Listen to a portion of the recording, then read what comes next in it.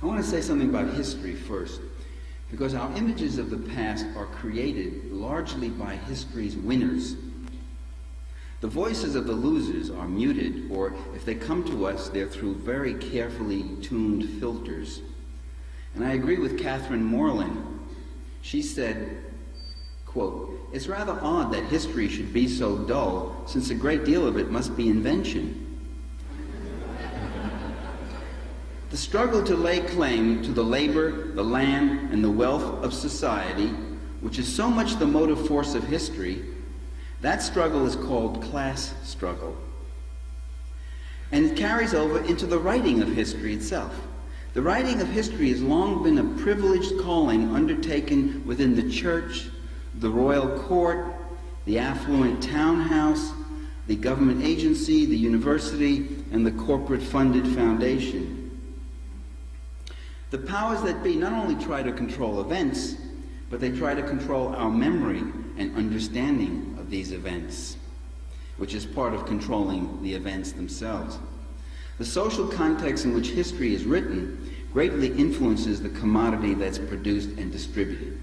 Edward Gibbon, the author of that monumental work, The History of the Decline and Fall of the Roman Empire, back in the late 18th century, was himself perfectly aware of the class realities behind the writing of history. Can everybody hear me okay? Does anybody have any trouble? Is there no echo or anything? Okay. He talked about how history had to be written by gentlemen. Isn't that interesting? Gentlemen who had the means, the leisure to pursue such a calling. In his words, wretched would be the work of those whose scholarly efforts, whose daily efforts are stimulated by daily hunger. Gibbon himself produced what I would call gentleman's history, a genre heavily imbued with an upper-class ideological perspective. Antiquity, all through antiquity, going back to those early times, gives us numerous gentleman historians with a ruling class or upper class perspective and prejudice.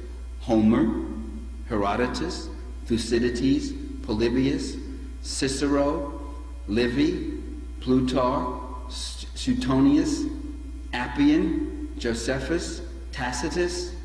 Those are the ones I've read. Almost all of whom had a rather low opinion of the common people. Maybe Plutarch is an exception. I will partially exempt him. He sometimes is capable of a halfway sensitive comment about them. Gibbon was a member of Parliament. He was a firm supporter of the British Empire. He voted against extending liberties to the American colonials. He hated and abhorred, was horrified by the egalitarianism of the French Revolution. This Gibbon had no difficulty conjuring a fairy tale pastoral image of the Roman Empire, where all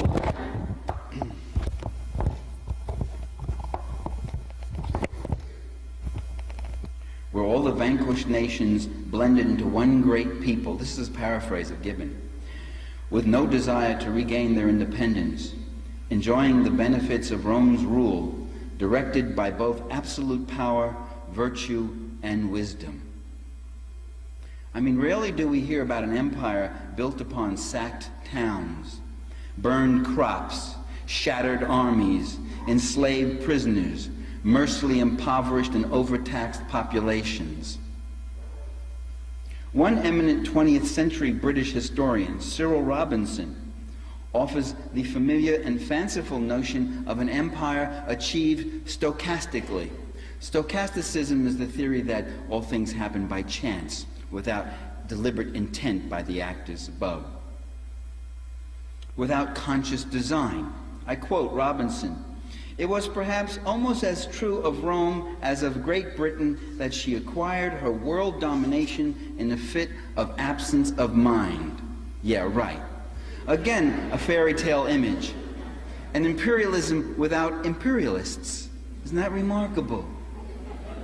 Well, what do you have, a conspiracy theory? You think they actually built this empire? Planned and went out and did things and calculated and raised armies and decided that was a profitable area to conquer? You think they actually thought about that? It was absent-minded. It just kind of got up and said, let's see, who are we going to fight today? What are we going to do today? And that theme, by the way, is very familiar to us. We hear that the United States, for half a century, I have heard the United States was thrusted onto the world arena, reluctantly had to assume the role of world leader to meet the challenges of the 20th century. We're never told who did the thrusting, for whose interests, at what cost to the people at home and abroad, nor why it still remains such an imperative, even without the bugaboo of world communist conspiracy, to use as an excuse. Along with his class bias, the gentleman historian is likely to be a male supremacist. Surprised? Anybody surprised here? Gibbon, for instance, Gibbon describes one emperor's wife as, quote, united to a lively imagination, a firmness of mind and strength of judgment seldom bestowed on her sex.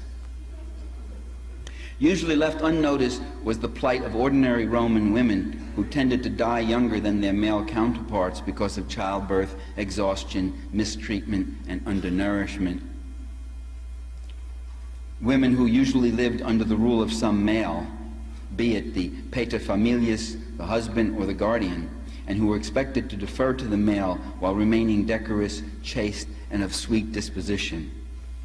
Surely this is something familiar about that, isn't there? In recent decades, by the way, there's been an emergence of some feminist scholarship, and the study of Roman women has improved somewhat. Some gentleman historians let slip a noticeable ethnic bigotry or ethno-class bigotry.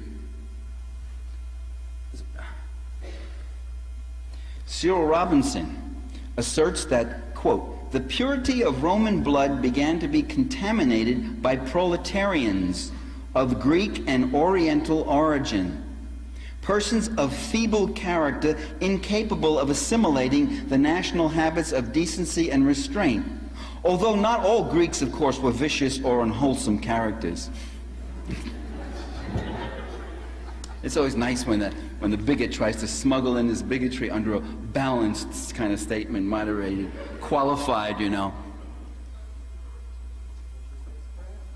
Some of my best friends, right, are feeble and incapable characters. The great Theodore Mommsen, you know, who, remember Mark Twain's description of that enthusiastic reception that Mommsen got when Twain was visiting in Germany, and whom we might have expected better. Mommsen scornfully describes the Roman Forum, the great open-air assemblage, as a shouting fest for everyone in the shape of a man, Egyptians and Jews, street boys and slaves, freedmen and Greeks. It gets better, or I should say worse. Jerome Carcopino, another eminent classicist, writes that interbreeding between Roman aristocrats and their female slaves or freedwomen created a hybridization similar to that which has more recently contaminated other slave-owning peoples. It strongly accentuated the national and social decomposition of Rome, unquote. No segregationist or Nazi blood theorist could have said it better. These are all the reputable historians. The progenitor of all gentlemen historians of the late Republic, the fount, the source of all gentleman history of the late Republic, who himself was a major participant, Cicero, who has been worshipped by professors and Latin teachers throughout the ages. Cicero railed against the Greeks and Jews who rallied to the side of the democratic leaders. Impoverished individuals, they often throw our assemblies into confusion. The Greeks are given to shameless lying, the Jews to barbaric superstition. You know how they stick together, how influential they are in informal assemblies, unquote. Does any of that have a familiar ring to it? And so we face this largely one-sided recording of what is called history. Cicero, Brutus, and Cato come down to us as the defenders of liberty, when they were something quite the contrary. And Caesar, who did something for the poor and moved against privileged property, comes down to us as an elitist tyrant. And what you got here, of course, is this confusion of procedural democracy and substantive democracy. That those who cloak themselves in the trappings of procedural democracy or procedural republicanism were definitely against any kind of class democracy or substantive democracy, economic democracy. And those who fought for economic democracy often, because they face a rigged system, often might violate procedural democracy and are immediately labeled as tyrants, power-hungry people. This was true of Caesar, Robespierre, Lenin, Castro, Huey Long, the Sandinistas. We lived through that ourselves. When are they going to have freedom in their country? Ruling elites in America weren't concerned about freedom. They were as hypocritical as the Senate oligarchs were about Caesar. They weren't concerned about freedom. They were concerned that the Sandinistas were actually making changes in the social structure and class structure of Nicaragua. So what we must do is learn to read history against the grain and swim against the mainstream and try to keep connected to those who came before us.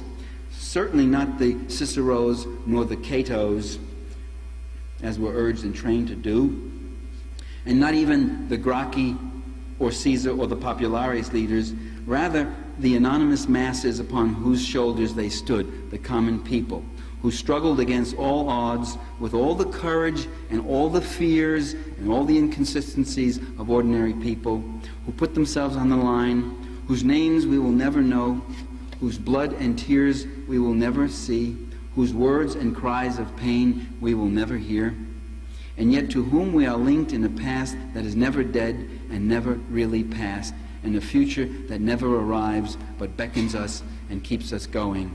And so history never ends, the last page is never written, and the best pages are written not by princes, presidents, prime ministers, popes, or even professors, but by the people. For all their faults and shortcomings, the people are all we have. In fact, we are they. Thank you, ladies and gentlemen.